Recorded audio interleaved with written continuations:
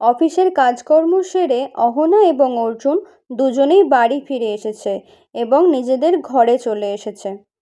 তারা একে অপরের সাথে কথোপকথন করছে। ঠিক সেই সময়ই অর্জুন অহনাকে জিজ্ঞাসা করে, তোমার তো এই প্রথম আজকে অফিস ডে ছিল, তো কেমন গেল আজকের দিনটা? তখন অহনা অর্জুনকে বলে যে মোটামুটি, তবে আমি কাজে গিয়ে যেটা দেখলাম যে ওখানে বেশিরভাগ মানুষই বিভিন্ন রকম বেআইনি কাজকর্মের সাথে যুক্ত। সবাই ওখানে তোলাবাজি, কাটমানি এই সমস্ত বেআইনি কাজকর্ম করে বেড়ায়। আমার যিনি বস তাকে আমি এই কথা জানাই। তখন আমার বস আমাকে বলে যে হ্যাঁ, তিনিও লক্ষ্য করেছেন, যেহেতু তিনি এখানে এই প্রথম এবার নতুন, তাই এই সমস্ত কিছু সে ঠিক করতে পারছে না। তাই সে অহনাকেই বলেছে সমস্ত কাজকর্মগুলোর জন্য সব কিছু নিজের হাতে দায়িত্ব নিয়ে সামলানোর জন্য। এবং সাথে সাথে আরও বলেছে যে আমি এবং আপনি যদি এই কাজকর্মগুলো খুব সুন্দরভাবে করতে পারি তাহলে আমাদেরকে উন্নতিতে কেউ আটকাতে পারবে না। এই সমস্ত কথাগুলো অর্জুন খুব মন দিয়েই শুনছিল, কিন্তু যখনই শুনতে পেল যে অহনার মুখে নতুন একটা ছেলের সুনাম, যতই সে তার বশ হোক, যখন সে অহনা যখন অন্যের ব্যাপারে সুখ্যাতি করছে, তখন তার সেটা একদমই ভালো লাগছে না।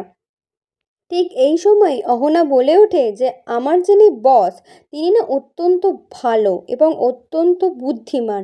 তার বুদ্ধিমত্তা দিয়ে উনি সমস্ত কাজ খুব তাড়াতাড়ি করে ফেলতে পারেন।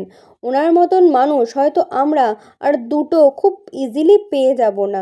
ঠিক এই সমস্ত কথাগুলো শোনার পর অর্জুন আরও রেগে যায় এবং অহনাকে জিজ্ঞাসা করে, তোমার স্যারের বয়স কত? তখন অহনা বলে, ওই 35 থেকে 40 বছর হবে হয়তো।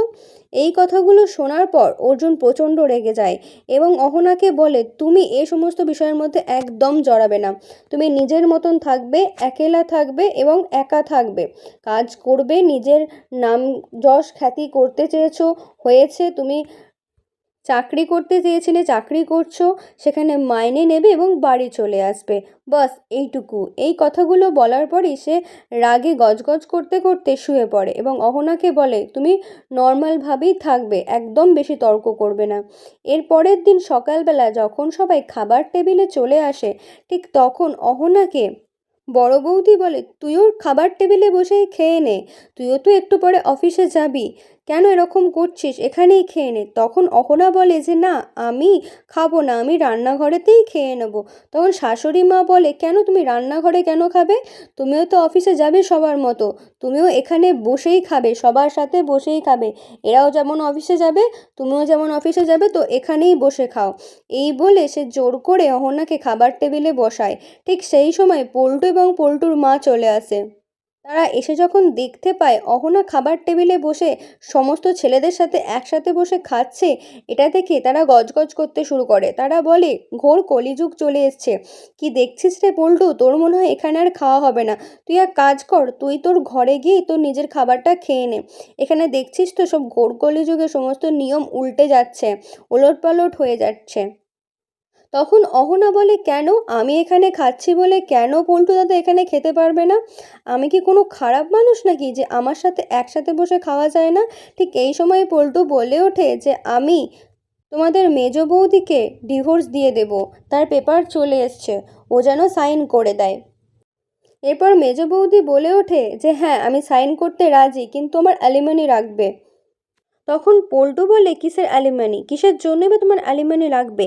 তখন মেজ বৌদি বলে যে আমার জন্য নাই হোক, আমি আমার বাচ্চার জন্য অ্যালিমনি নেব, আমার বাচ্চার ভবিষ্যতের কথা চিন্তা করে আমি টাকা নেব তোমার থেকে, কারণ আমার সাথে যে তুমি বিয়ে বিয়ে নাটকটা করেছো, তার জন্য তোমাকে তার টাকা আমাকে দিতেই হবে।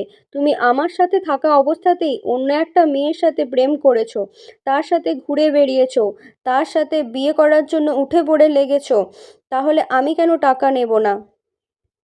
এরপর অহনা বলে, এই সমস্ত কিছু করতে আমি বলেছি। এরপর পল্টু অর্জুনকে বলে, তুই দেখতে পাচ্ছিস না, তুই তোর বউকে কিছু বলবি না? তখন অর্জুন বলে যে না, আমার বউ যা করছে ঠিক করছে।